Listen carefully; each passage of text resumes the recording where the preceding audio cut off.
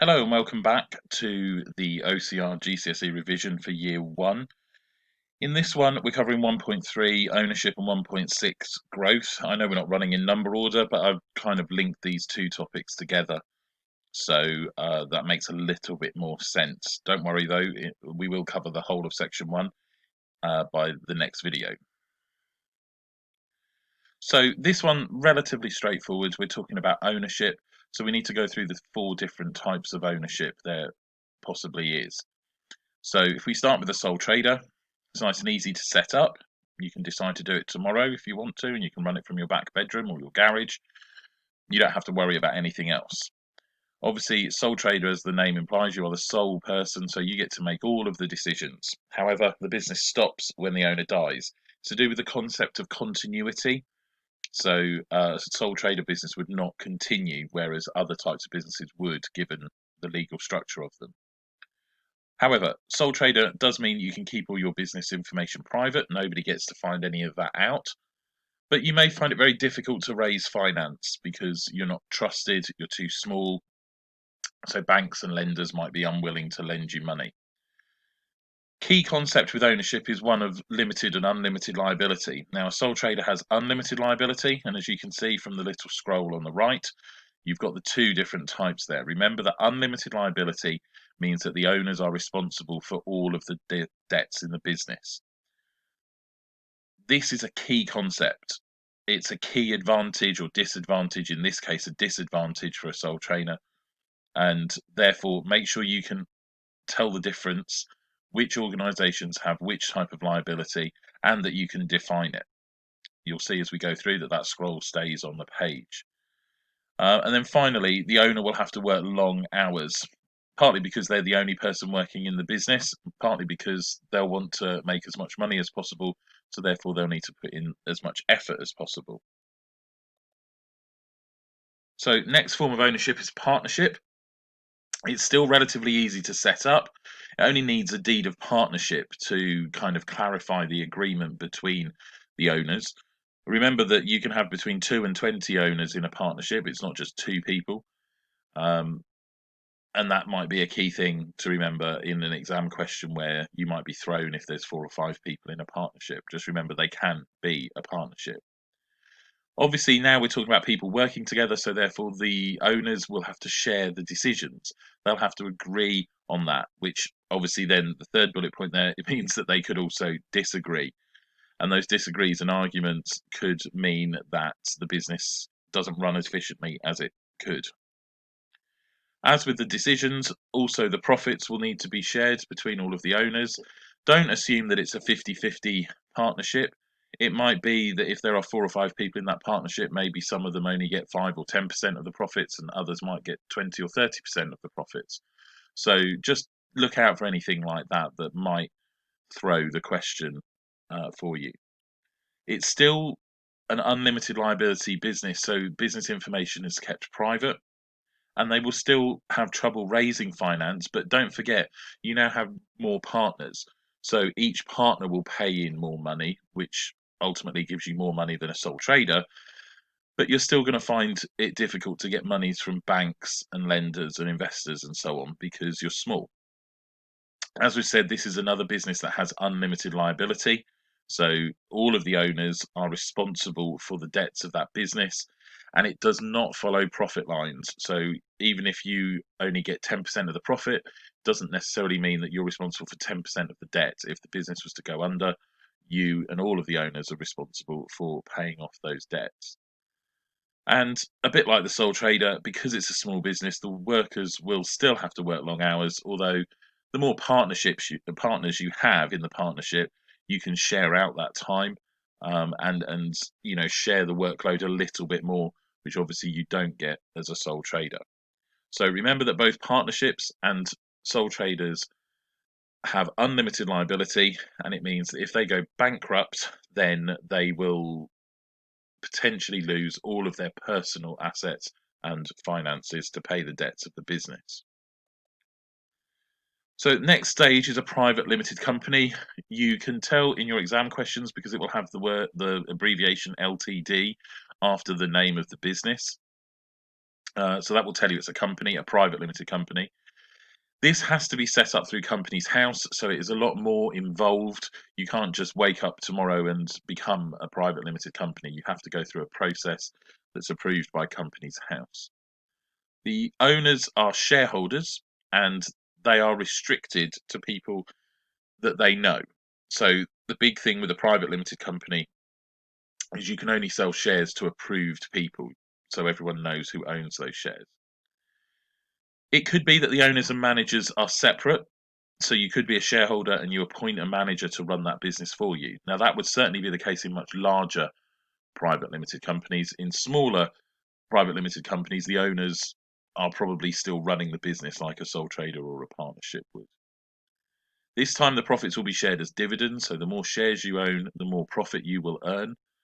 Again, these are restricted to the shareholders are restricted to people you know. So you're not going to have lots and lots of shareholders here, but it still means you don't get to keep all of the profits. You may now start to find it a little bit easier to raise finance. The fact that this business is incorporated, has been set up as a company, then banks tend to be more willing to lend to those companies. And that's all partly down to the fact that they have this limited liability. So unlike the sole trader and the partnership, a company has limited liability, which means you only lose the money that you've invested as a shareholder. Again, key concept, make sure that you understand that concept. Um, And as we said, owners employ managers to do the work and make decisions.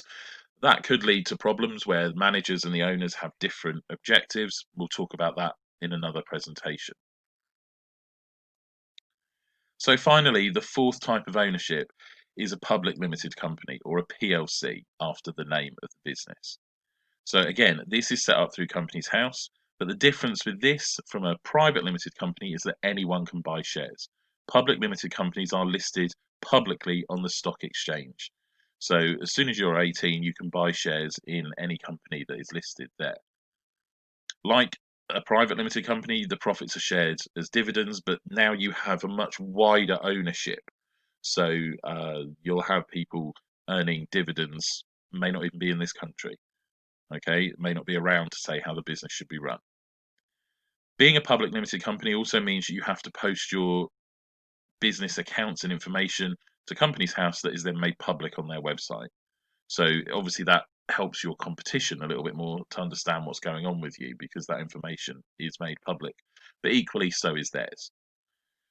Banks, again, the larger the company tend to be more willing to lend them money and work with them. So it does mean the large amounts of money can be raised, and that's why some of the largest, well, the largest companies are public limited companies through share ownership and through lending and investing from other companies. They can become very, very big.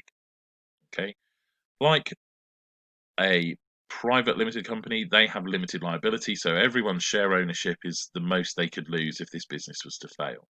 And again, we will now definitely employ managers to do the work and make decisions because shareholders will not be in the business. And that can, again, can cause conflict between managers wanting the business to perhaps to do well and shareholders wanting the business to earn as much profit as possible. So you've got basic questions that could come about those four types of ownership. Remember, there are only four types of ownership. Okay, every business has got to be one of those types. But you then also have to talk about the suitability of ownership because as businesses grow and evolve, they might change their type of ownership. You have to remember that Tesco started out as a partnership and then has ended up the PLC that it is today. So think about what is the most suitable type of ownership for that business. Think about whether it's a startup business or whether it's an established firm. Think about the size of finance that is needed. The more finance that's needed, then the more likelihood that it needs to be a company. Think about the skills needed for the business. A sole trader is run by one person who has to do everything themselves, whereas a company can employ specialist managers. Think about growth. As I've just said, how businesses grow over time and they might change from a sole trader to a partnership to a company. And think about the level of risk involved, high risk versus low risk when it comes to the products and the markets you're operating in and the type of business you need to be. Okay, it is going to be much riskier being a sole trader. So that leads us on to the concept of growth. You've got two types of growth: organic growth and external growth. Organic growth, sometimes referred to as internal growth, it just simply means that the business grows at its own pace. So it will do it in one of these four ways. It could increase output, it could bring in new customers, it could develop new products, or it could increase its own market share by selling to more people. But this will take a lot longer to happen. It can't happen quickly overnight. It will have to grow organically at its own pace. However, external growth covers things like mergers and takeovers. They can happen quite quickly, and it can obviously grow the business quite significantly. They could double their size by entering into a merger. So think about the four different types here. The horizontal, forwards, and backwards all relate to a chain of production. So horizontal growth would be doing something that, or merging or taking over a business that does exactly the same as you. It's on the same horizontal line. Forwards vertical would imply that you're going to buy a customer. So, for example, if you are a miller who mills flour to be used in bakeries, then you might buy a bakery to then use with your flour and sell to the public. It's the same with the backwards vertical. If we take the same example, then the miller actually might buy the farm where the wheat is grown, and then you own the raw materials, you own the milling business in the middle, and you own the bakery as the next stage on. So horizontal forwards and backwards would be involved in the same industry. Diversification, though, is when you buy something completely different. So if we're thinking about our miller, he may decide that he's going to go and buy a shoe shop, completely different to what he's doing, and obviously a huge risk, and that needs to be taken into consideration there. So, what exam tips can we offer for this? Well, again, make sure you've read the case study. Make sure that you can state and explain an advantage or a disadvantage, because they are common questions that come up. Remember that unlimited and limited liability is a key concept, and link it through to risk. And then when you're thinking about ownership, think about the needs of the owners. What finance do they need? What sort of risk do they take? What skills do they have when you're choosing the type of ownership? Don't forget to explain why a business may choose to merge or take over. And remember to identify the types of external growth. Don't just assume that it's external growth and internal growth.